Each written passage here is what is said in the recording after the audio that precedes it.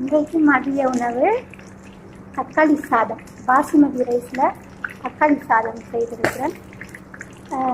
நாங்கள் சோறு சமைக்கும்போது இந்த பச்சை மிளகாய் அதனோட போட்டு சமைக்கலாம், டேஸ்டாக இருக்கும்.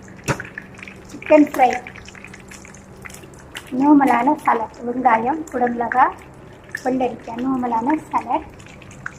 இது கிழங்கு பொரியலும் வெங்காயம் பொரியலும். தக்காளி சாதத்துக்கு வெங்காயம் பொரியல், கிழங்கு பொரியல் சேர்த்து சாப்பிட்டா சுவையாக இருக்கும்.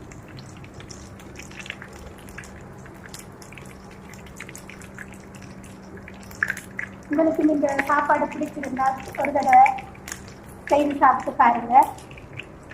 பாஸ்மதி ரைஸில் தக்காளி சாதம், சிக்கன் ஃப்ரை,